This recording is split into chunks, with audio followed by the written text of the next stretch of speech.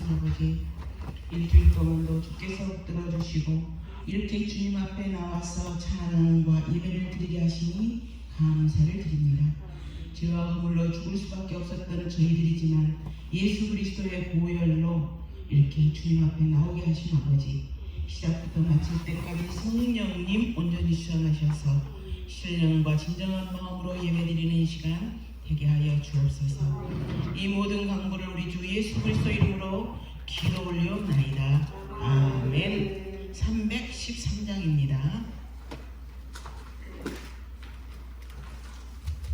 내 임금 예수 내게.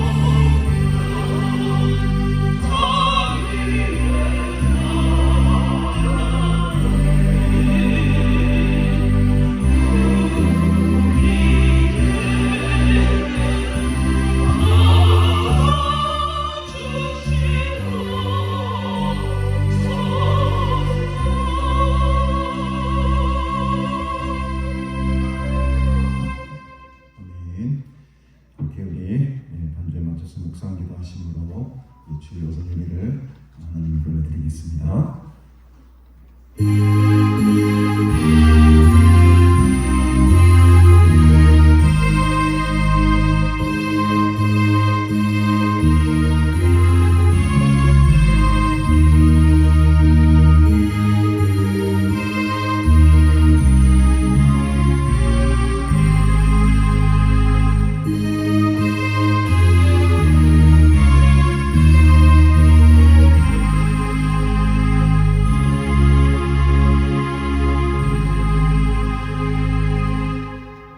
함께 사도신경으로 신앙 고백합니다.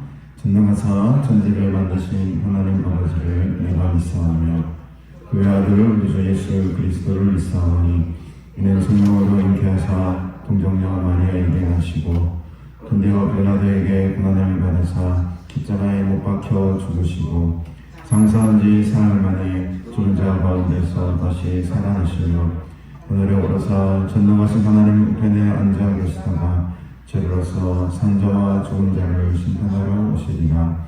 성령을 믿사오며 거룩한 공예와 성도가 서로 고통하는 것과 죄를 사하여 주시는 것과 몸이 다시 사는 것과 영원히 사는 것을 믿사옵나이다. 아멘. 하나님 아버지 은혜를 참으로 감사합니다. 오늘도 이 거룩한 주님의 날을 우리에게 허락하여 주시고 하나님의 전에 나와 기쁨과 감사로 하나님께 영광 돌리며 예배드릴 수 있는 귀한 은혜 주시니 감사합니다. 주님 없이는 단 한순간도 살 수 없는 존재들입니다. 하나님의 자녀로 부름받지 않았으면 우리는 정말 절망 속에 빠져 살던 불쌍한 인생들이었습니다. 그러나 하나님께서는 우리를 향하여 크신 사랑을 베푸사 한량없는 은혜를 베푸사 예수 그리스도를 나의 구주로 고백할 수 있는 믿음을 주시고 또 영원한 생명을 허락하여 주셨습니다. 오늘 이 시간 그 하늘의 신령한 복과 은혜를 또 한 번 사모하며 주께로 나아갑니다. 이 예배를 주께서 받아주시고 이곳에 거룩한 주의 성령으로 임하사 하나님의 영광을 바라보게 하옵소서. 세상의 무거운 짐들과 또 인생에 감당할 수 없는 아픔으로 고난당하고 있는 자들이 있다면 이 시간 주님의 따뜻한 손길로 어루만져 주시고 위로하여 주시고 또 회복시켜 주셔서 치유하여 주시사 말씀으로 승리하게 하시고 성령 안에서 새 힘과 새 능력 받는 거룩하고 복된 시간으로 삼아 주옵소서. 우리의 눈이 우리의 마음이 우리의 입이 오직 주님만을 향하기 원합니다. 주님께서 우리의 모든 것을 조명하여 주시고 주님 만나며 하나님의 음성을 듣는 귀한 시간으로 삼아 주옵소서. 감사드리오며 예수님의 이름으로 기도드리옵나이다. 아멘. 찬송가 8장 함께 찬양드리겠습니다.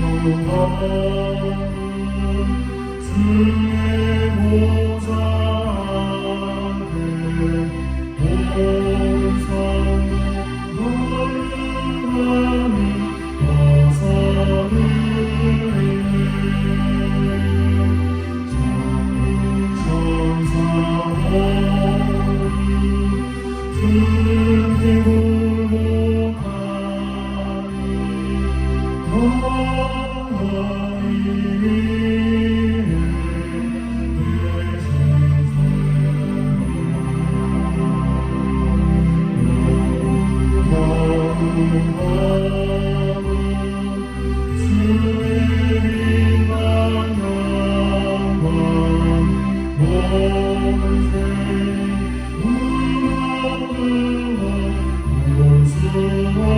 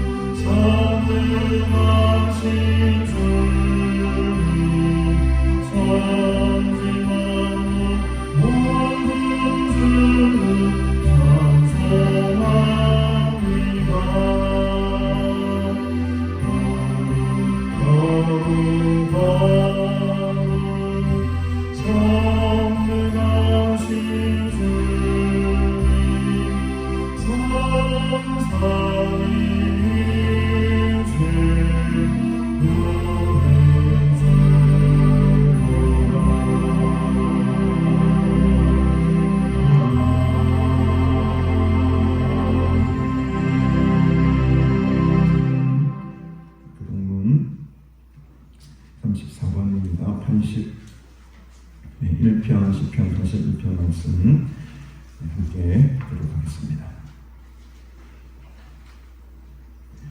우리의 능력이 되시는 하나님을 향하여 기쁘게 노래하며 야곱의 하나님을 향하여 즐거이 소리치를지어다.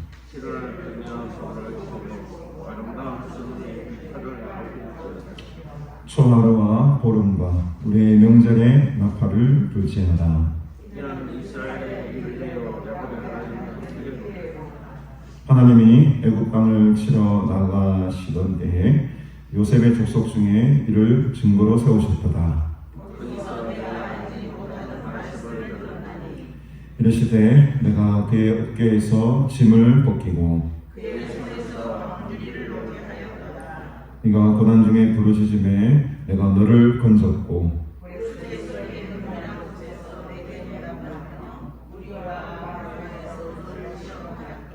내 백성이여 들으라. 내가 내게 증언하리라. 이스라엘이여 내게 듣기를 원하노라.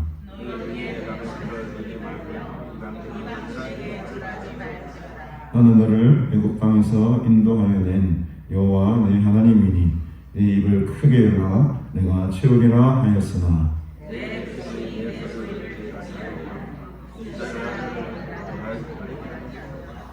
아멘. 오늘 하나님 말씀 누가복음 2장 8절부터 우리 14절까지 말씀 함께 보겠습니다. 누가복음 2장 8절부터 14절까지 말씀 우리 한 절씩 교독한 후에 우리 대표에서 박신희 장로님 기도해 주시겠습니다. 제가 먼저 읽겠습니다. 그 지역의 목자들이 밤에 밖에서 자기 양떼를 지키더니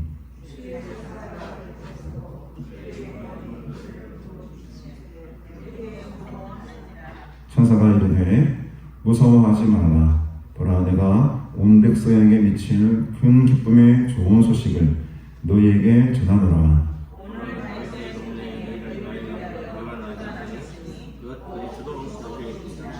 너희가 가서 강보에 쌓여 구유에 뉘어 있는 아기를 보리니 이것이 너희에게 표적이니라 하더니 함께 봅니다.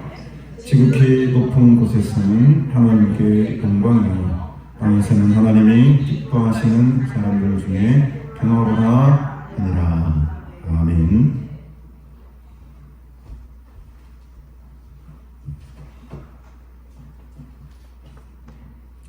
하나님 아버지, 많은 사람들이 땅에 살면서 땅만 쳐다보고 살지만 저도 땅에서 하늘을 바라볼 수 있는 은혜를 허락하여 주심을 감사드립니다. 많은 사람들이 국가의 어려움으로, 개인의 어려움으로 일용할 양식을 해결하지 못하고 불안과 초조에 지내지만 저에게 편안을 허락하여 주심을 감사드립니다. 많은 사람들이 하나님 전에서 마음껏 찬송하지 못하지만 우리가 자유롭게 찬양하며 기도하며 예배드릴 수 있는 은혜를 허락해 주심을 감사드립니다. 5천년 역사 가운데 우리나라가 종된 국가로 살았으며 미신과 우상과 가난과 무지와 저주에 살았지만 제 나라를 불쌍히 계시고 이 땅에 말씀이 들어오게 하시고 교회를 세우게 하시고 이 땅의 문화를 변화시키고 이 땅의 경제를 성장시키시고 풍요로운 나라로 자유로운 나라로 하나님께서 세워주심을 감사드립니다. 하나님 아버지, 하나님께서 이 땅의 역사하심을 우리가 우리의 자녀에게 가르치게 하여 주시옵소서. 우리의 자녀들은 풍요 속에 태어났으며 하나님의 역사하심을 모르고 자랐습니다. 저들이 오직 바라보는 것은 부모의 능력이고 저희들이 바라보는 것은 정치가의 입만 바라보고 있습니다. 하나님, 이 땅에 하나님의 역사하심을 저희들이 알게 하여 주시옵시고, 이 땅의 주관자가, 대주제자가 하나님임을 알게 하여 주시옵소서. 하나님, 이 땅에 번영했지만 이제 25년 이후로 IMF 이후로 가장 위험한 경제 상황에 놓여 있으며 북한의 핵 탄두를 포함한 대륙간 탄도탄을 개발함으로 말미암아 미국을 위협하는 국가적으로 안보가 위협적인 이런 나라가 지금 되어가고 있습니다. 날마다 빚이 증가하며 수입이 수출을 초과해서 세월이 감에 따라 가난하게 될 수 있는 그런 절호의 위기의 기회에 있습니다. 하나님, 이때 우리가 기도하게 해 주시옵시고 하나님의 통치, 하나님의 능력을 의지하게 하여 주시옵소서. 우리의 자녀들이 하나님 아버지, 하나님께서 임마될 대신 예수님을 믿게 하여 주시옵시고 교회를 떠나지 않게 하여 주시옵시고 주의 말씀 안에 하나님 아버지 자라게 하여 주시옵소서. 우리의 역사 가운데 함께 하신 주님, 우리 가난의 스님과 가난의 현재까지 함께 해 주심을 감사드립니다. 일마다 간섭하시고 은혜로 채워주심을 감사합니다. 하나님, 나를 위해서, 가족을 위해서, 자녀를 위해서도 기도해야겠지만 나를 위하여서 기도하게 하여 주시옵시고 교회를 위하여서 기도하게 하여 주시옵소서. 나의 작은 머리로, 나의 작은 손으로 복을 구하고 행복을 구할지라도 그것은 작은 복에 그치지 않습니다. 주께서 함께 하시면, 주의 능력의 손으로 우리를 채우시면 나의 잔이 넘칩니다.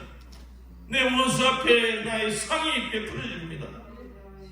하나님, 그것을 바라보게 하여 주시옵소서. 믿음의 선지자들은, 선진들은 이 땅에 것으로 심고 하늘의 큰 것으로 거두었습니다. 하나님, 하늘에도 큰 자가 있습니다. 이 땅에 큰 자가 아니라 우리 가나안의 선거들 말씀대로 살아서 다 하늘의 큰 자 되게 하여 주시옵소서.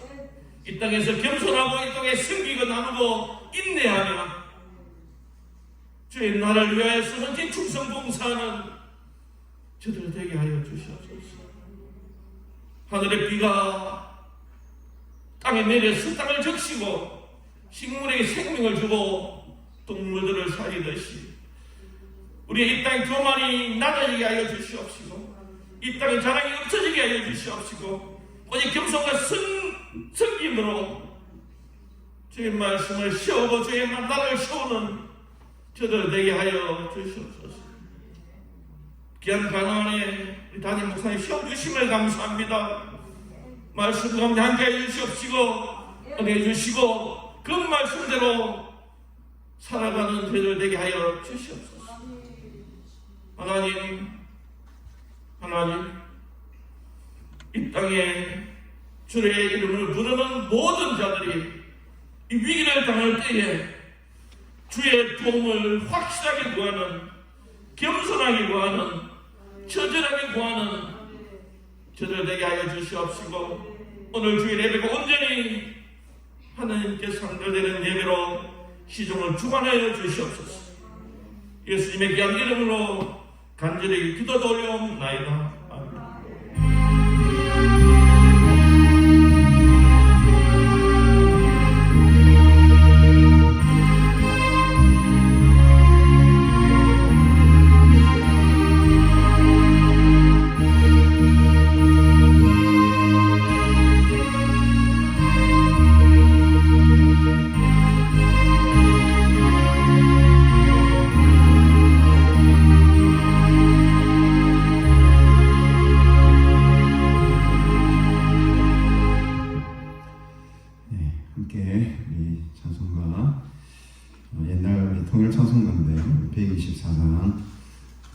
말씀의 가사를 그대로 작사를 핸델이라는 우리가 잘 아는 핸델 아시죠? 바하와 핸델 음악의 어머니라고 불리는 핸델이 작곡한 옛날 찬송가에 있었는데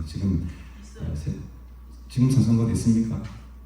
지금 찬송가에 지금 이게 없더라고 빠졌더라고. 그래서 옛날 찬송가 123 주보를 가운데 있는데 너무 프린트가 작게 나와가지고 연락하시는 분은 잘 안 보일 것 같은데 잘 안 보이시는 분들은 제가 하나 불러드리겠습니다. 들으시기 바랍니다. 참 좋은 찬양이고 많이 불렀던 찬양인데 이번 찬송가로 개편되면서 왜 빠졌는지 우리 단톡방에 들어가 계신 분들은 제가 악보를 또 올려 이렇게 놨으니까 참고하시면 되겠습니다. 키를 2개 정도 낮춰줘야 될 것 같아요. 조금 높은 키라 되겠습니까? 안 되겠어요? 본주사님 알아서 주십시오. 한밤에 양을 치는 자 함께 찬양드리겠습니다.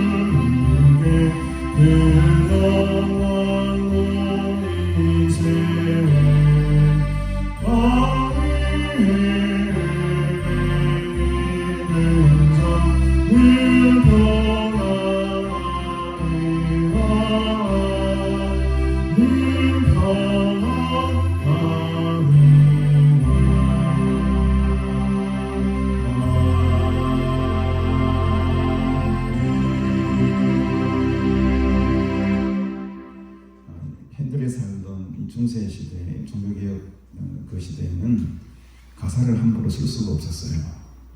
그래가지고 성경에 있는 가사를 그대로 사용하면서 곡만 붙이는 형태로 많이 작곡이 됩니다. 그만큼 우리보다 훨씬 보수적이죠.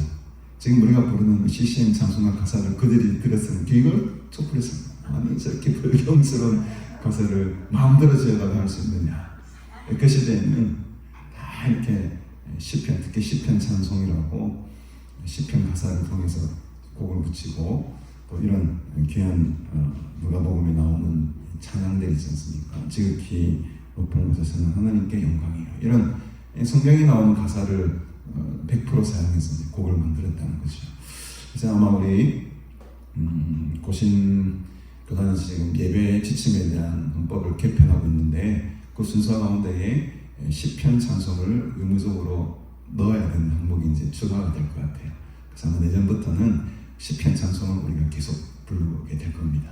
제가 제 사무실에도 시편 찬송을 책을 한 30권 주문해 놨어요. 이제 이게 제대로 이제 확실하게 예배 지침으로 정해지면 내년부터는 이 찬송가도 찬송가지만 훈세 시대, 종교개혁 시대 우리 칼빈이나 또 제빙글리히나 또 루터가 불렀던 그런 옛날 시편 찬송가들을 함께 부르는 시간이 이제 아마 오게 될 것 같습니다.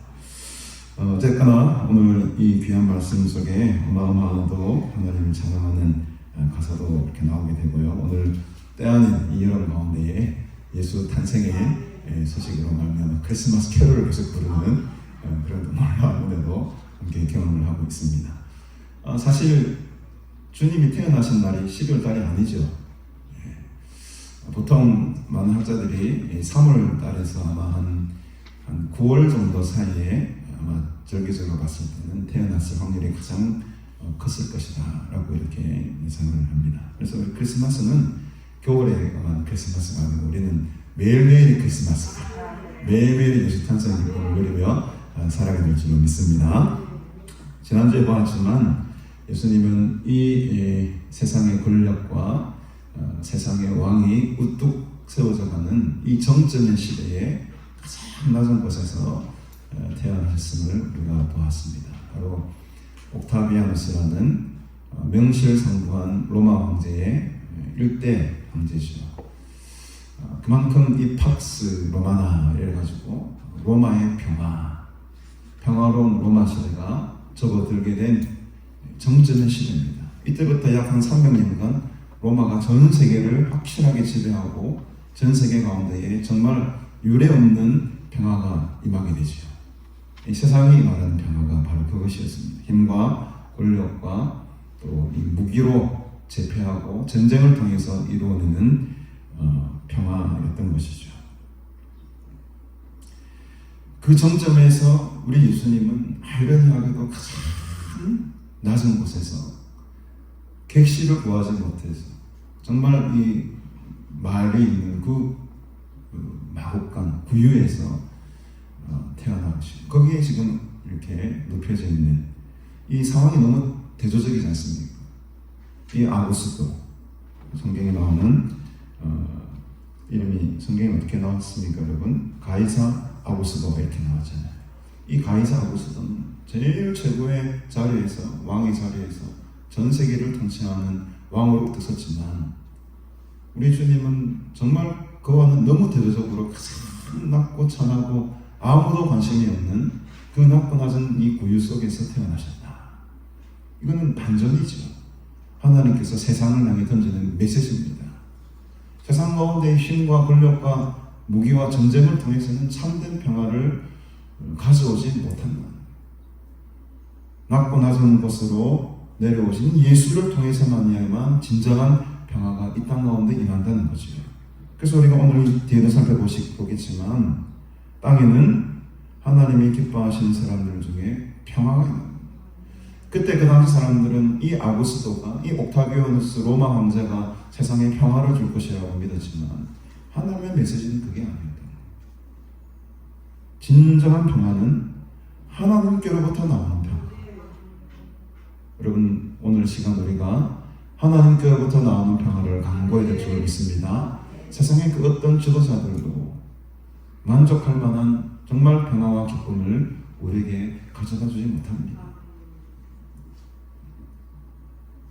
그 하나님의 생각과 하나님의 시간 속에 우리 예수님께서 지금 이 땅 가운데에 태어나시게 된 것이었죠.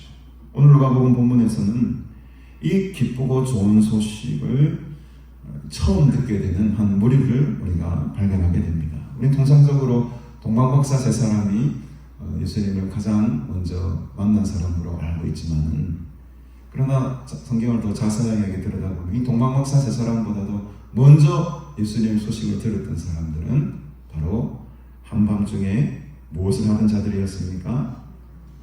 양떼를 지키던 자들이었다는 겁니다. 목자라는 것은 당시에는 형편없는, 어떻게 보면 참 가치 없는 천한 직업 중에 하나였다는 것이죠. 그것도 한밤중에 양을 친다는 것은 보습을 가장 낮게 받는 자들이었습니다. 그 근무 환경이 열악하잖아요. 여러분 밤에 야간 근무하라고 하면 요즘은 수당 따로 나와서 야간 수당. 그러나 그 당시에는 그 힘든 환경 속에 야간 수당이 어디 있습니까? 제일 낮에도 이렇게 일자리를 찾지 못한 사람들이 밤에 그렇게 일자리를 차지하면서 양을 치던 자들이었던 것이죠. 다음에 누가는 이 기쁨의 소식의 첫 소식을 이 한밤에 양치는 이 목자들, 정말로 그 당시로서는 아무런 어떤 사회적 지위도 없고 어떻게 보면 보수도 가장 낮게 받는 이들에게 먼저 찾아왔을까? 우리는 통상적으로 생각할 때 누가복음 자체가 가난한 자, 연약한 자, 병든 자를 위해서 예수님께서 오셨던 것을 이제 주된 중심으로 해서 복음서를 기록했다라고 상식적으로 일반적으로 생각을 합니다. 그 맥락에서 보면은 한밤중에 양치던 목자들, 가장 낮은 곳에 있던 자들에게 먼저 이렇게 나타나신 것은 설명이 좀 되는 이유가 되기도 하죠. 그러나 한번 생각해 보십시다. 그러면 부자들은 예수님을 못 만납니까? 돈 좀 가진 자들, 또 좀 이렇게 잘 사는 사람들은 예수님을 만나면 안 되는 건가요? 여기에 조금 이런 해석에 오류가 있다는 거죠. 무조건 누가복음은 낮은 자, 가난한 자, 병든 자들을 위해서 오신 그 예수님을 그리고 있는 복음상을 하고 단정 지으면은 조금 아쉬운 결론이, 좀 부족한 미흡한 결론이 나타나는 것이죠. 그래서 이 한밤에 양을 치는 자가 과연 누구였던가, 이 부분에 조금 더 살펴볼 필요가 있다고 생각을 합니다. 물론 그렇죠. 가난한 자, 또 많은 것들이 부족한 자들에게는 마음이 잘 열리기 마련입니다. 우리도 70년대, 80년대 교회가 이렇게 크게 부흥이 된 것은 우리가 정말로 형편이 좀 어려웠고 잘 살지 못했기 때문에 주님을 더 의지하고 하나님을 의지하는 그런 경향이 그때는 훨씬 강했죠. 그래서 그때는 조그만 복음을 전하는 사람들이 스펀지처럼 복음을 확 받아들였습니다. 그러나 지금 이 시대는 어떻습니까? 너무 잘 살아요. 복음 없이도 너무 잘 사는 시대가 되어버렸습니다. 특별히 예수님이 필요하지 않아. 나에게 구주라는 이 존재 자체가 필요하지 않습니다. 어떤 목사님은 이런 비유를, 세상에는 의인은 하나도 없다 했지 않습니까? 의인은 하나도 없고 죄인들 뿐, 이 죄인이 두 가지로 나눈다고 했습니다. 내가 죄인인 것을 깨닫고 내 힘으로는 의롭게 될 수 없다라고 고백하는 죄인이 있고, 내가 죄인임을 깨닫지 못하고 나에게는 구원자가 필요 없다고 생각하는 죄인이 있다는 거예요. 우리는 다 같이 죄인들입니다. 그러나 죄인들 중에도 크게 두 가지로 나누면은 내 힘으로는 구원받을 수 없고 내 힘으로는 영원한 생명을 얻을 수 없고 내 힘으로는 이 죄를 깨끗이 씻을 수 없다라고 고백하는 죄인이 있고, 반면에 자기 자신이 죄인인지도 몰라. 설사 죄인인 줄 알아도 그것으로부터 구원할 수 있는 구주 메시아가, 그리스도가 필요 없다라고 생각하는 죄인들이 있다는 겁니다. 우리는 전자에 속한 죄인들인 줄로 믿습니다.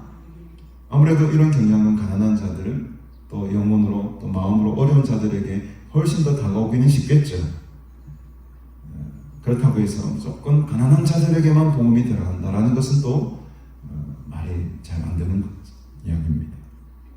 제가 이제 성경을 좀 더 깊게 찾아보니까 베들레헴과 예루살렘 사이는 한 4km 정도 거리가 됩니다. 예루살렘으로부터 베들레헴은 남쪽으로 한 4km 정도 떨어져 있어요. 예루살렘에는 뭐가 있습니까? 성전이 있죠. 성전에는 뭘 들고 갑니까? 제물을 들고 가요. 그냥 빈손으로 가지 않습니다. 여러분들도 지금 예배드리기 위해 주원에 제물 들고 오셨잖아요. 시간에 제물 들고 오셨잖아요. 헌금봉투에다가 항상 제물을 가지고 옵니다. 하나님 앞에 나올 때는요.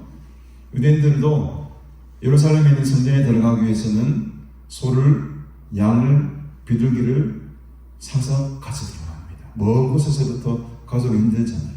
예루살렘 성전, 예루살렘 도시 주변에 있는 양들을 사거나 소를 사거나 형편이 어려운 사람 비둘기를 사거나 해서 성전으로 들어가는 거예요. 그러니까 그 예루살렘 주위에는 뭐가 많았겠습니까?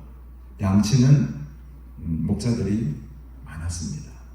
특별히 오늘 이 본문에 나오는 양치는 자들은 조금 더 나중에 우리가 살펴보겠지만 베들레헴과 예루살렘 사이에 있는 어떤 도시에 살던 사람들이었어요. 그러니까 베들레헴이 남중이니까 예루살렘의 남쪽에서 베들레헴으로 가는 게 쉽겠죠. 예루살렘 북쪽에서 이렇게 돌아가기는 어려울 거잖아요. 예루살렘의 남쪽에 있는 한 1년의 양치는 무리들이 베들레헴으로 가기가 훨씬 가까웠다는 겁니다. 그래서 이 예루살렘과 베들레헴 사이에는 어떤 도시가 있었냐면 여러분 좀 들어보셨나 모르겠지만 벤핫게렘이라는 도시가 있었어요. 벤핫게렘. 우리 느헤미야 3장을 한번 찾아보십시다. 성경을 직접 여러분들 손을 가지고 찾으시기 바랍니다. 일부러 제가 화면을 안 띄웁니다. 네. 직접 성경을 찾아보십시오. 이게 성경이 찾아가는 이 종이 소리가 들려야 됩니다.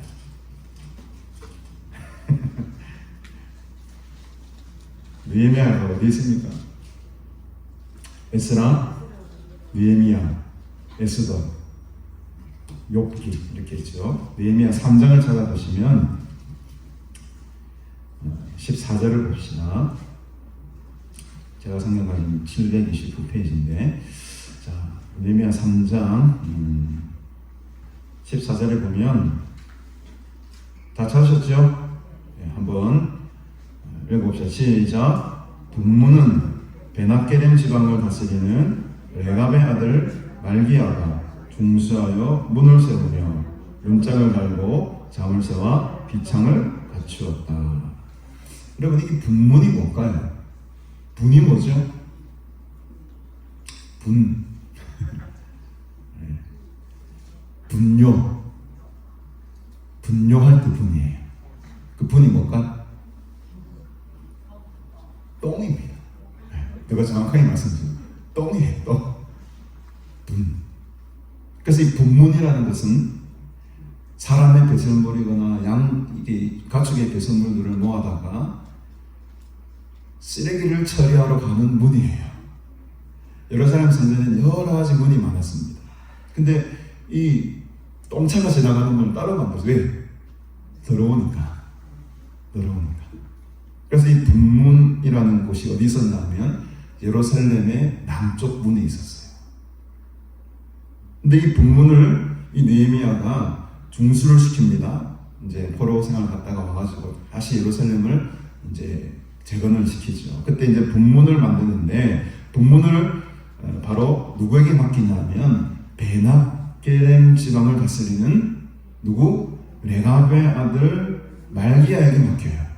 이 베낫게렘이 어디 있다고 했습니까? 예루살렘과 베들레헴 사이에 있는 지방을 말합니다. 아무래도 이 베낫게렘이 이 분문과 가까이 있으니까는 이 레갑의 자손이었던 말기야에게 너 분문을 만들어라. 그러고 이제 지시를 내려서 말기야를 통해 가지고 분문을 짓게 하죠. 근데 이제 중요한 것은 이 말기야, 이 레갑의 아들이었던 이 말기야, 이 레갑 족속이 어떤 족속이었냐는 것이 이제 관건입니다. 레갑 족속 여러분 아시는 분들은 아시겠지만 우리 한 구절만 더 찾아보실까요? 우리 예레미야서로 한번 가보십시다. 예레미야 35장을 한번 들어보시죠. 예레미야 35장.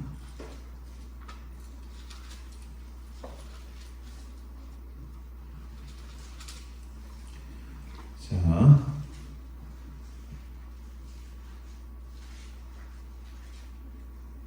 예레미야 35장입니다. 자, 펴셨죠?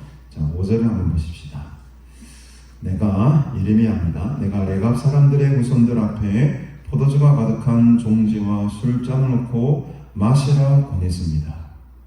그랬더니 이 레갑 사람들의 후손들이 이렇게 말을 합니다. 6절에 보니까 우리는 포도주를 마시지 아니하겠노라. 레갑의 아들 우리 선조 요나답이 우리에게 명령하여 이르기를 너희와 너희 자손은 영원히 포도주를 마시지 마라. 너희는 집도 짓지 말고 파종도 하지 말고 포도원을 소유하지도 말고 너희는 평생 동안 장막에 살아라. 그리하면 너희가 머물러 사는 땅에서 너희 생명이 길리라 하였으므로 우리가 레갑의 아들 우리 선조 요나답이 우리에게 명령한 모든 말을 순종하여 우리와 우리 아내와 자녀가 평생 동안 포도주를 마시지 아니하였고 살집도 짓지 아니하였고 포도원이나 밭이나 종자도 가지지 아니하였고 장막에 살면서 우리 선조 요나답이 우리에게 명령한 대로 다 지켜 행하였노라. 독특한 가문입니다. 레갑이라는 가문은 굉장히 독특한 가문이었어요. 포도주를 마시라니까 우리는 못 마신다는 거예요. 우리의 선조였던 레갑의 아들 요나답이 우리에게 이런 지시를 했기 때문에 우리는 우리 조상의 명령에 따라 가지고 우리는 절대 포도주를 마시지 않습니다. 심지어는 집도 짓지 말고 파종도 하지 말고 포도원을 짓지도 말고 평생 동안 무엇을 하라? 장막에 살아라는 거예요. 마음 너무 감사한 거예요. 난 우리 집이 없어요. 제 이름으로 된 집이 있습니까? 어머니 아버지 같이 모시고 사는 그 집이 유일한 내 집입니다. 이렇게 할 수 있겠습니까 여러분? 뭐 다 소유하지 말아요. 집도 소유하지 말고 포도원도 소유하지 말고 땅도 소유하지 말아요. 그냥 장막 짓고 살아가는 겁니다. 포도주 마시지 말고 살라는 거예요. 그 선조의 명령에 따라 가지고 이 레갑의 후손들은 그렇게 오랫동안 꾸준하게 살아요.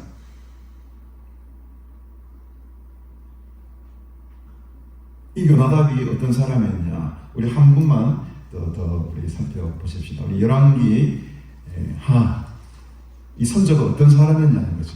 이 레갑의 자손 요나답이 이들이 그렇게 따랐던 그 선조의 모습은 어떤 모습이었냐? 열왕기하 10장 우리 10장 보겠습니다.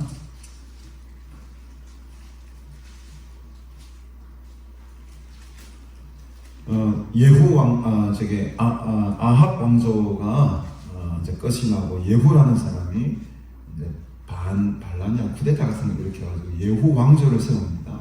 이 예후가 처음에 왕이 되었을 때에 이 요나답을 불러요. 우리 15절을 봅시다.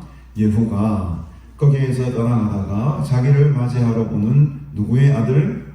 레갑의 아들 여호나답을 만난지라. 지금 이 열왕기하에는 여호나답이라고 되어 있지만 뒤에 느헤미야는 이제 요나답이라고 하죠. 그 동명이인입니다. 이름이 좀 다르게 표현됐을 뿐이에요.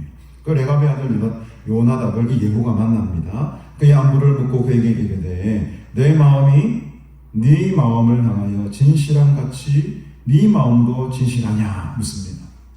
그러니까 아합 왕조를 내가 이제 이렇게 했는데 네가 나에게 충성하겠느냐? 내가 너를 믿듯이 네가 나를 믿겠느냐? 이렇게 물으니까 이 요나답이 나와 이르되 그러합니다. 그렇게 하니까는 그럼 나와 손을 잡자. 손을 잡으니 예후가 그러 병거에 올립니다. 그리고 어떻게 하냐면 이 요나답을 그리고 바알의 신당에 가요. 23절을 봅시다. 23절 예후가 레갑의 아들 요나답과 더불어 바알의 신당에 들어가서 바알을 섬기는 자들에게 이르되 너희는 살펴보아 바알을 섬기는 자들만 여기 있게 하고 여호와의 종은 하나도 여기 너희 중에 있지 못하게 하라 라고 하면서 뒤에 쭉 보면 나오겠지만 25절에 보니 예후가 보위병과 지휘관들에게 이르되 들어가서 한 사람도 나가지 못하게 하고 죽여라. 그러니까 예후가 처음에는 잘했어요. 아합 왕조를 무너뜨리고 제가 왕이 되어 예후 왕조를 탄생시키면서 한 일이 뭐냐면 이 바알의 신당에 가서 바알을 섬기는 이 나쁜 우상을 섬기는 자들을 싹쓸이해버린 거예요. 이때 누구를 동행합니까? 여호나답, 레갑의 아들이었던 여호나답을 동행합니다. 요나답은 여호와 손을 잡고 이 성결, 어떻게 보면 정결 작업을 하고 종교에 대한 타락을 손을 봤어요. 바알 신당을 섬기고 있는 그 어리석은 제사장들을 숙청하고 정리하는 데 선봉으로 섭니다. 그러니까 이 요나답, 이 레갑의 후손들은 왜 이런 명령을 했는지 여러분 아시겠죠? 너희들은 바알을 섬기지 말고 거룩하고 하나님의 자녀로서 성결하게 살아라. 포도주도 멀리하고 집도 짓지 말고 포도원도 소유하지 말고 땅도 소유하지 말고 오직 하나님의 은혜만을 먹으며 살아라. 이게 여호나답의 명령이었던 거죠. 그 명령을 수세기를 걸쳐서 이 베낫게림 지방을 살면서 지켜왔던 겁니다. 그래서 많은 학자들이 지금 이 한밤의 양을 치던 자들은 바로 그 레갑의 후손들이었을 것이다. 여호나답의 후손들이었을 것이다. 그렇게 진실하게 살던 사람들의 한 부류였을 것이다. 저는 이 말씀이 굉장히 설득력이 있다고 봅니다. 그냥 느닷없이 한밤중에 양을 치는 자들에게 하나님께서 그냥 툭 나타나신 게 아니었어요. 오랜 세월 시간 동안 거룩하고 성결하고 하나님과 동행을 하는 사람들에게 하나님께서 이 복을 주신 것입니다. 저는 그렇게 믿습니다. 그들은 밤에도 하나님을 사모했어요. 한밤중에 양을 쳤다는 것은 영적인 의미로 해석하면 밤에도 깨어 있었다는 겁니다. 긴장의 끈을 놓지 않았다는 거죠. 어제나 오늘이나 다시 오실 메시아를 그들은 기다리면서 집도 짓지 않고 사상의 것에 의지하지 않고 포도원 사지 아니하고 오직 주님의 은혜만을 사모하면서 하루하루를 살아갔던 목자들이었던 것입니다. 그저 가난했기 때문에 천한책으로 가진 사람들이었기 때문에 불쌍해서 하나님은 그들에게 나타난 것이 아니라 오랜 세월 동안 쌓여온 그들의 조상 때부터 쌓여온 기도와 눈물과 기다림과 소망이 바로 이때에 열매를 맺게 되었던 것이죠.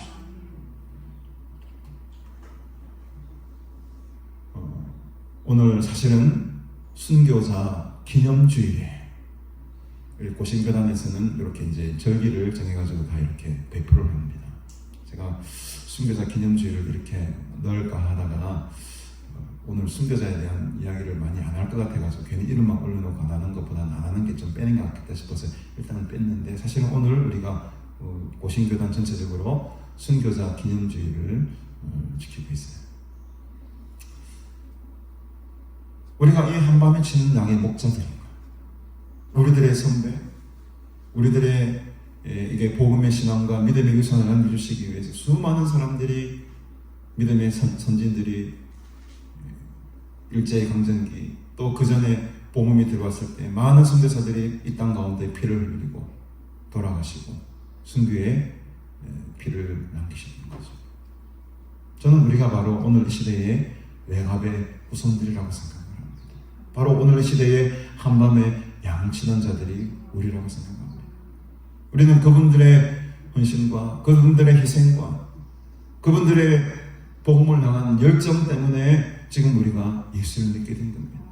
저는 저의 외증조 할아버지 또 우리의 선조들 대대로 이 신앙의 유산을 쭉 이어준 것에 대해 너무너무 감사하고 이런 가문에 태어나게 된 것이 너무너무 감사하고 축복된 일이라 생각을 합니다. 이제 우리도 우리의 자녀들이 우리 장로님도 기도하셨지만 우리의 후손들이 우리의 손자 손녀들이 이 믿음의 유산을 계속 이어서 가야 되는 것입니다. 그래서 지금도 우리는 한밤에 양을 치는 거예요. 이 어려운 환경 속에 이 어려운 세상 가운데에 세상을 의지하지 아니하고 세상의 집값 오르고 내리는 것에 신경 쓰지 아니하고 세상의 소유의 땅과 포도원에 우리가 마음을 빼앗기지 아니하고 그때 주시는 은혜로 살아가는 겁니다. 그때 주시는 은혜로 장막을 지으며 살아가는 겁니다. 그 순수한 우리의 마음과 신앙을 여러분 절대로 잃어버리지 마시기를 주님의 이름으로 축복합니다. 그렇게 하루하루 살아갔을 때에 하나님께서는 오늘 이 한밤에 양을 치는 자들에게 어마어마한 축복의 은혜를 내려주십니다.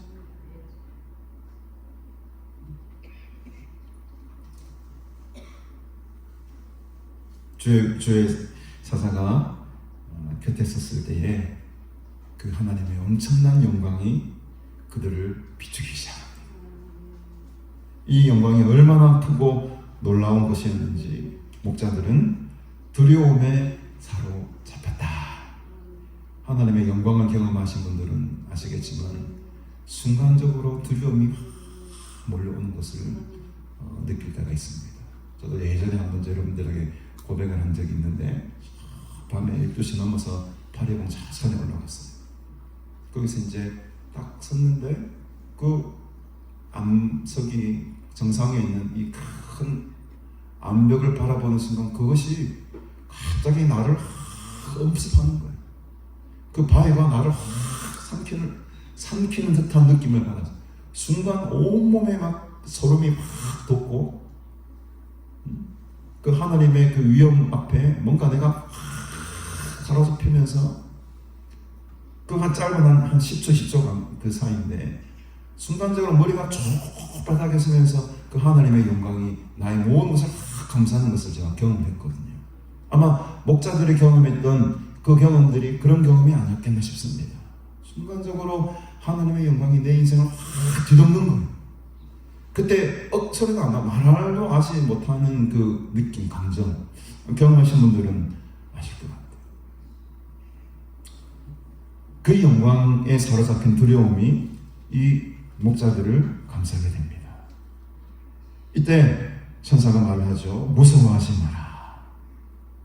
보라, 내가 온 백성에게 미칠 큰 기쁨의 소식을 너희에게 전하노라.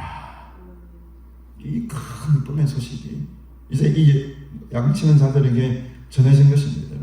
오늘 그토록 기다려왔던 그 오늘 다윗의 동네에 너희를 위하여 구주가 나셨으니 곧 그리스도 주시니라. 이 짧은 말 한마디에 지금 어마어마한 메시지가 여러분 담겨 있는데요. 첫 번째는 이 구주라는 말이에요. 이 구주라는 말이 소테르라는 말입니다. 헬라어로 보면 소테르라는 말인데 이 소테르는 질병으로부터 구원하다라는 뜻이 있어요. 위험으로부터 구해내다라는 뜻이 있습니다.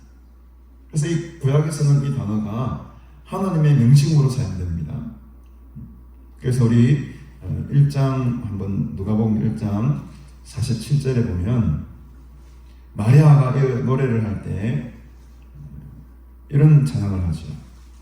내 영혼이 주를 찬양하며 내 마음이 하나님 내 무엇을 내 구주를 기뻐하였다라고 해요. 그래서 하나님은 구주입니다. 구주는 하나님이에요. 소테르는 하나님. 그런데 이 구주라는 명칭을 지금 누구에게 쓰고 있습니까?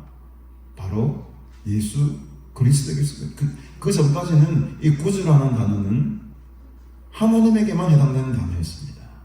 뿐만 아니라 뒤에 나오는 그리스도라는 우리가 잘 알고 있듯이 메시아, 기름 부음 받은 자지 않습니까? 헬라어로 히브리어로는 메시아고. 근데 뒤에 주시니라라고 나오잖아요. 이 주라는 말이 중요한 거예요. 이 주라는 말도 구약에서는 하나님에게만 해당되는 하나님을 향해 부르는 호칭이었다는 거죠. 그런데 이 주라는 말이, 이 소테르라는 말이, 구주라는 말이 지금 누구에게 지금 붙여지고 있습니까? 예수 그리스도에게 이 호칭이 붙여지고 있다는 겁니다. 이것은요, 여러분, 우리는 뭐 크게 이 감동을 지금 못 받고 있는 것 같지만 이 시대 사람들에게는 충격적인 고백입니다. 하나님뿐이에요. 하나님뿐이에요. 하나님뿐인데 그 하나님이 예수라는 거예요. 아기 예수가 하나님이라는 겁니다. 지금 고백이. 구주라는 말이나 로드, 주라는 말은 하나님에게만 해당되는 말이었는데 그 말, 그 용어가 지금 그 호칭이 누구에게 지금 내려왔냐? 예수 그리스도에게 그 호칭이 부여되고 있다는 겁니다. 이것은 곧 무슨 말입니까? 하나님께서 인간으로 이 땅에 오셨다는 거예요. 다른 종교들은 그냥 사람을 사람으로만 섬깁니다. 부처도 그렇고 노자 공자도 마찬가지입니다. 모하메트도 그렇고 사람을 신으로 만들어요. 사람을 그냥 믿어요. 그러나 우리 기독교는 그렇지 않습니다. 하나님이 신이 인간이 되신 겁니다. 인간은 곧 신이 되는 거예요.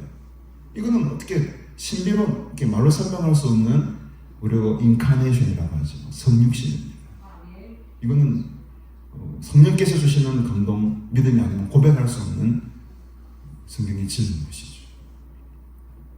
그래서 오늘 우리가 예수 그리스도를 구주로, 나의 주로 고백하는 것은 기적인 것입니다. 예수를 나의 하나님으로 고백하는 것이거든요.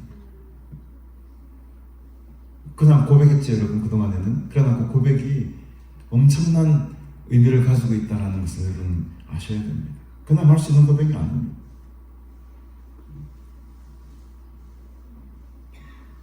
오늘 이 놀라운 천사들의 선포가 한밤중에 양을 치는 사람들의 마음을 뜨겁게 달아오게 하죠. 갑자기 13절에 보니까 호련히 갑자기 수많은 천군이 하늘로부터 보이기 시작합니다. 이 천군이 우리 소위 말하는 천군 천사죠. 이 천군, 하늘의 군사가 천사들과 함께 하나님을 찬송합니다. 얼마나 어마어마한 찬송이었겠습니까? 우리 다 같이 찬송 불러볼까요? 14절 한 목소리로 시작. 지극히 높은 곳에서는 하나님께 영광이요, 땅에서는 하나님이 기뻐하시는 사람들 중에 평안하다. 이 어마어마한 찬양이 하늘로부터 들려오게 됩니다. 이 찬양이 목자들이 하는 찬양이 아니고 하늘로부터 내려오는 천군 천사들이 하는 찬양입니다. 지금까지 찬양은 마리아가 찬양했고 또 사가랴가 찬양했고 또 엘리사벳이 찬양했죠. 누가복음에는 총 5편의 찬양이 나옵니다. 지금 이 찬양은 4번째 찬양인데 천군 천사들이 부르는 찬양이에요. 지극히 높은 곳에서는 하나님께 영광이요, 땅에서는 하나님이 기뻐하시는 사람들 중에 평화로다. 이 헬라어 원문을 조금 더 살펴보게 되면 이렇게 번역을 할 수가 있게 되는데요. 지극히 높은 곳에는 하나님께 영광. 이 찬양이니까 문장으로 된 게 신비다, 영광. 그 다음에 땅 위에서는 평화, 그리고 사람들에게는 기쁨. 이렇게 번역할 수가 있다. 많은 영어 역본들이나 독일어 역본들이나 라틴어 성경들 이렇게 번역을 합니다. 이게 우리 주여 주여 세 번 외치잖아요. 마찬가지로 이 시도 그런 거예요. 영광, 하나님께 영광, 땅에는 평화, 사람들에게는 기쁨. 이게 좀 더 찬양스럽지 않아요? 그렇죠? 우리 한번 해볼까요? 시작. 하나님께는 영광, 땅에는 평화, 사람들에게는 기쁨. 이게 시적으로 볼 때도 찬양할 때도 훨씬 더 찬양스러운 것 같아요. 그래서 오늘 말씀 제목도 영광, 평화, 기쁨. 제가 정한 겁니다. 여러분, 이 땅에 평화를 가져다 줄 수 있는 분은 오직 예수 그리스도 뿐입니다.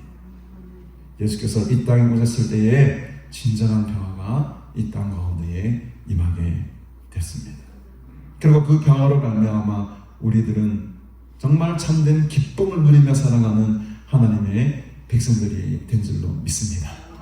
여러분 속에 억지로 내가 기뻐해야지 그런 기쁨 말고 정말로 이 땅 가운데에 샬롬을 허락하시고 구원을 허락하시고 하나님의 은혜를 베풀어 주신 그 평화 가운데에 정말 주체할 수 없는 기쁨이 여러분들 삶 가운데에 흘러나오기를 주님의 이름으로 축복합니다. 그렇게 살아가는 것이 하나님께 영광 돌리며 살아가는 거예요. 하나님께 영광 돌리며 살아가는 것은 오늘 이 레갑의 후손들, 이 한밤에 양을 치는 자들처럼 포도주를 멀리하고 세상의 재물을 멀리하고 오직 주의 말씀 속에 하나님의 말씀을 순종하며 살아가는 그 자체가 하나님께 영광 돌리며 살아가는 삶인 것이죠. 오늘도 우리에게 이런 은혜가 임하게 될 줄을 믿습니다. 한밤에 양을 치는 목자들처럼 그 레갑의 후손들처럼 우리의 몸을 성결하게 하고 세상에 우리의 마음을 빼앗기지 아니하고 다시 오실 그 예수 그리스도를 소망하며 고대하며 기다리며 살아갈 때에 오늘 이 본문 속에 호련히 갑자기 정군 천사가 임해서 이 찬양을 했듯이 우리 인생 가운데 어떤 순간에 하나님이 임하시고 예수께서 다시 재림하게 될 그날이 속히 오게 될 것입니다. 우리 그날을 바라고 소망하며 오늘도 하나님께 영광 돌리며 살아가시는 복된 주의 자녀들 다 되시기를 주님의 이름으로 축복합니다. 이 더운 여름날 우리가 크리스마스 찬송을 부릅시다.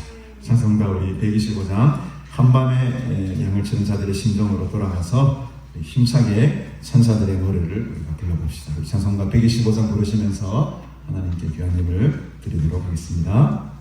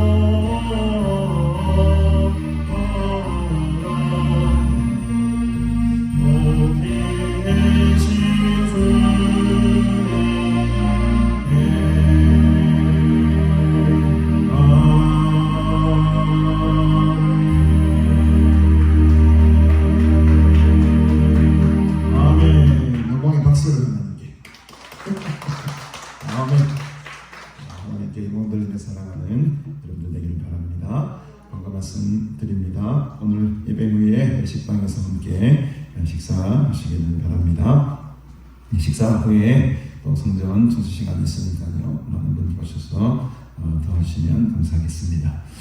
우리 내일부터 우리 이선우 목사님, 또 우리 부산 남성교회 원로 목사님이신 이선우 목사님도 오셔서 귀한 말씀 전해주도록 하겠습니다.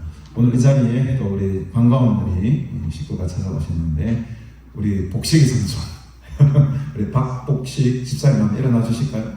우리 저 뒤에 앉아 계시는데 한번 환영합시다. 아유, 우리 복식이 삼촌이요, 우리 수양관은 초기 개척 멤버입니다. 정말 30년 전에 이 맨땅에 낯들고 이렇게 요즘 이 기계라고 있죠. 그때는 우리 체온다니까 맨손을 가지고 낫으로 이 벌쳐하고, 이 지금은 이렇게 도로가 아스팔트 시멘트로 이렇게 지금 그때는 자갈밭 그냥 흙밭이었어요. 그 도로를 맨손으로 일궈내시고 참 30대 때 올라오셔가지고 우리 지난번에서 초창기 때 몸을 아끼지 않냐고 수고해 주셨는데, 우리 기춘희 목사님 돌아가신 것도 얼마 전에 아셨어요. 그래가지고 오늘 이번에 그때 휴가를 얻어가지고 이렇게 오셨는데 나중에 식사 시간 또 교제 나누시고 너무 반갑습니다. 삼촌이 참 어제 제가 12시 넘어까지 같이 이야기를 쭉 하다가 정말 수양관이 어떻게 이렇게 세워졌는가, 제가 알지 못했던 많은 부분들도 알게 되고, 그러면서 말씀을 준비하면서 참 내각 후손들처럼 사셨다, 그 덕을 지금 우리가 누리고 있다, 이런 생각을 하면서 정말 이곳에서 헌신하고, 오늘 순교자 기념주일이지만 여기서 피를 흘리시고 땀을 흘리시고 눈물을 흘리셨던 이곳에 함께 일구어 가셨던 많은 우리 직원들, 가족들, 또 원장님, 두 분의 원장님도 생각할 때에 다시 한번 마음이 좀 이렇게 뭉클해지더라고요. 그래서 우리가 이 귀한 사명을 참 귀하게 여기고 감사하게 여기고, 하나님의 이 사역이 끊어지지 않도록 더 최선을 다해야 되겠다, 그런 다짐을 좀 했습니다. 여러분들도 같은 마음과 같은 다짐으로 우리 남은 생애를 이 아름다운 동산을 위해서 또 이렇게 헌신해가는 그런 모습이 있기를 바랍니다. 제가 어제도 예배 시간에 잠깐 말씀을 드렸습니다만, 우리 서부노회 교육자 세미나를 통해서 귀한 한 2가지 정도 결론을 드렸는데 제가 안 가져왔네요. 첫 번째는 성명서를 내기로 했습니다. 그 성명서를 내기로 해가지고 앞으로 온라인 중계 예배를 다 그만두는 것으로 전 교회가, 서부산도에 속해 있는 전 교회가 함께 동참하기로 결의를 했습니다. 온라인 예배는 기본적으로 예배가 아니라는 입장을 우리가 고신총회에 신문에 내기로 하고, 우리 서부노회가 그 선봉에 서자. 왜냐하면 한 교회만 이렇게 결정을 있어서는 안 되는 거죠. 큰 교회들은 다 성도들을 어떻게 뺏어갈 거잖아요. 유튜브 쪽에서 올리려고. 원칙적으로는 유튜브 설교를 하지 않는 것으로 결론을 내리고 원칙으로 삼고, 물론 이제 불가피한 경우에는 할 수도 있다라는 좀 이런 여지를 남기긴 했으나, 원칙은 비대면 예배는 예배가 아니다 라는 것을 결정을 하고 고신 기독교회에 내기로 결의를 했습니다. 저는 우리 서부노회가 참 이런 일들을 좀 잘하는 것 같아요. 어느 교단도 하지 못하는, 우리가 먼저 발을 띄었습니다. 아마 이것이 나비 효과가 되어가지고 전 우리 고신교단 노회로 퍼지게 되길 원하고, 이걸 넘어서서 합동, 통합, 또 기침, 기성, 순복음까지 모든 초교파적으로 이 운동이 일어나서 우리 한시적으로 6개월 정도라도 전체적으로 비대면 예배를 올 수밖에. 그래서 전체 성도들이 다시금 예배의 자리로 나올 수 있도록 회복시키는 이 예배 회복 운동을 벌이자라는 것이 이번 우리 교육자회의 세미나에서 내린 결론 중에 하나입니다. 잘했죠, 여러분? 네, 그래서 잘한 것 같아요. 그리고 이 2번째, 또 3번째 결론은 아직 제가 잊어버렸어요. 그래서 오늘 다음 기회에 말씀드리기로 하고, 한 가지 제가 좀 은혜 받은 것은 우리 유수은 목사님이 오셔가지고 한 2시간 강의를 했는데, 김 목사님 소천하신 소식을 전해드렸더니 깜짝 놀라는 거예요. 아마 그 목사님께는 전달이 안 된 것 같아요. 제가 그동안 오신 목사님들에게는 제가 메시지를 다 보내고 소식을 알려드렸는데 우리 이수연 목사님은 그 소식을 못 들으신 것 같아요. 얼마나 놀라시던지 그래도 그 소원장이 있어가지고 그래도 참 감사하다 하면서 다음 기회가 되면 한번 꼭 한번 오시겠다고 하셨는데 그 목사님이 이제 세미나 교육을 통해서 제가 한 가지 큰 도전을 받은 것이 있었는데 목사님이 세대연합교회, 세대연합으로 그 예배를 드린다는 것이 두 번째 그거였어요. 그러니까 어떻게 하냐면은 한 달에 한 번이라도 전 세대가 함께 예배를 드리자. 이게 이제 결의어 사항 중 하나였습니다. 왜냐하면 주일학교가 점점 너무 약해지고 그러니까 안 되겠다. 그냥 원래처럼 주일학교 없던 시절처럼 옛날에 중세시대는 그런 게 있었습니까, 여러분? 종교개혁 시대에는 애들 함께 다 같이 예배 드렸어요. 그래서 애들도 이 자리에 다 와라는 거예요. 공예배, 11시 예배에 모든 주일학교 3살, 4살, 5살, 대학교까지 모든 애들이 다 와서 한 자리에서 온 성도들이 함께 예배드리는 시간을 한 달에 한 번은 가진 것으로 또 정하기로 그 결론을 내는 거예요. 그래서 이수연 목사님께서 오늘 제가 좀 말씀이 좀 깁니다만 양해하시기 바랍니다. 제가 세미나를 통해서 이제 받은 걸 좀 나눌 필요가 있기 때문에 그런 겁니다. 세대연합 예배를 드리니까 교회가 규모하더라는 거예요. 애들이 예배 안 드릴 것 같죠? 3주, 4주, 5주 몇 개월만 지나면 애들이 그 예배에 적응한다는 겁니다. 그래서 애들이 예배의 환경이 바뀌더라도 대학부나 청년부 올라가더라도 꾸준하게 어릴 때부터 예배를 함께 드려왔기 때문에 그 예배 환경에 익숙한 교회를 떠나지 않는 거예요. 근데 교회를 떠나는 많은 청년들의 이유가 뭐냐면 중고등부 때 막 자유롭게 예배 드리다가 갑자기 이 어떤 형식화된 예배 틀 안에 딱 들어오니까 가까운 거예요. 예배에 적응을 못하는 거예요. 그래서 막 가고 열린 예배 같은 데 가고 막 빠져나가는 거예요. 청년들이. 이래서는 안 되겠다. 어릴 때부터 어른들과 함께 예배드리는 훈련을 시키자. 놀라운 것은 그렇게 했더니 아이들이 어른들보다 복음을, 말씀을 더 잘 기억하고 더 잘 요약을 하더라는 거예요. 놀라운 결과입니다, 여러분. 이게 테스트 했어요, 이수훈 목사님이 자기 교회에서. 애들이 그림을 그리거나 메시지 한 줄을 딱 적는데 어른들보다는 훨씬 더 요약을 잘하고 어른들보다 전주일 설교까지 다 기억을 하고 애들 기억력이 보통이 아닙니다. 우리는 지난주 설교 까먹어요. 지난주 제목도 까먹습니다. 애들은 그걸 다 기록하고 그림을 그려놓고 다 외우더라는 거예요. 이걸 보면서 목사님이 우리는 무조건 세례주일 한 달에 한 번이 아니고 매주 모든 아이들과 함께 예배를 드린다. 폭발적으로 주일학교가 성장했습니다. 그 교회가. 주일학교 애들만 500명이래요. 놀시네. 여러분, 요즘에 20명이 안 되는 교회가 태반입니다. 중고등부가. 시간 말라가고 있어요. 근데 그런 식으로 예배를 드렸더니만 안 믿는 그 애들을 통해서 어른들이 전도가 되는 거예요. 그 애들을 통해서 엄마 아버지가 나오는 거예요. 이러면서 교회가 주일학교가 붕이 되기 시작하는데 걷잡을 수 없이 교회가 성장을 하게 됩니다. 안 된다 하지만은 되는 교회가 있습니다. 안 된다 하지만은 되는 기도원이 있습니다. 우리들의 마음의 문제인 거예요. 방법의 문제인 거죠. 계속 새로운 아이들을 내고 지금의 수준에 안 좋아하고 옛 것이 좋고 옛날 것이 좋다, 여기가 좋사하니 이런 마음 가지고서는 절대로 이루어질 수 없습니다. 우리의 생각과 마음을 계속 바꾸십시오, 여러분. 변질되지 마시고 변화돼야 돼요. 변화돼. 우리 생각을 변화시키고. 그래서 제가 나이가 우리의 나이를 말해주는 게 아니다. 우리의 생각과 우리의 마인드가 우리의 나이를 말해주는 거예요. 여러분들 희끗희끗한 머리들을 많이 가지고 계시죠. 저도 머리가 개조하겠지만 마음 많은 청년이 돼야 돼요. 마음만 늘 개혁하고 변화하고 새로운 것을 모색하고 함께 나아가기를 간절히 바랍니다. 설교보다 이 세미나 나눔을 좀 더 길어내는 죄송합니다. 너무 내가 받은 은혜가 많아가지고 제가 고백을 좀 간절히 좀 했습니다. 함께 이 사역을 위해 함께 달려나가는 여러분들에게 큰 동기부여가 됐으면 좋겠습니다. 그리고 드린 예물을 위해서 함께 기도하겠습니다. 하나님 아버지, 은혜를 참으로 감사합니다. 오늘도 하나님의 귀한 말씀을 통해 특별히 예수 그리스도의 탄생의 장면을 통해 다시금 우리로 하여금 복음으로 돌아가게 하시니 감사합니다. 하나님께서는 천군 천사를 보내서 예수님의 탄생의 소식을 전해 주셨습니다.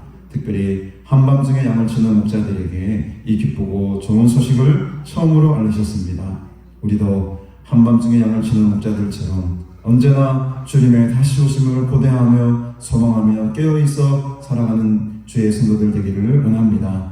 세상의 힘과 세상의 권세와 세상의 힘 앞에 굴복하는 자들이 아니라 세상을 이기며 주님의 말씀에 순종하며 거룩한 자들로 살아가는 하나님의 백성들 되게 하옵소서. 부활의 소망과 능력과 승리를 믿으며 다시 오실 주님만을 고대하며 성결하게 살아가는 레갑의 후손들과 같은 자들 되게 하옵소서. 오늘도 이 땅 가운데에 하나님의 평화를 주시니 감사합니다. 이 평화로 말미암아 참된 기쁨을 누리며 살아가는 자들로 삼아주신 것 감사합니다. 평생을 살아가는 동안 이 평화와 기쁨이 우리를 떠나지 말게 하시고 오직 하나님께 영광 돌리며 살아가는 복된 주님의 자녀들로 삼아 주시옵소서.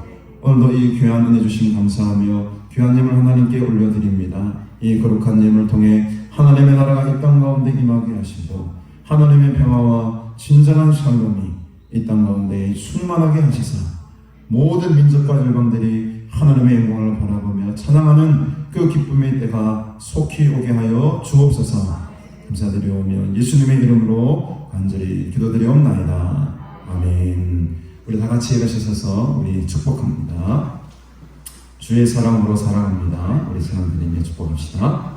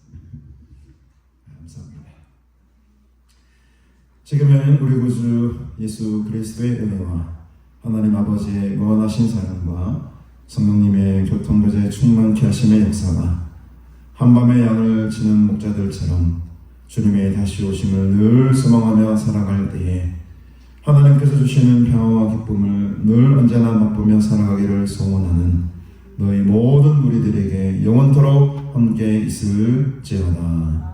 아멘.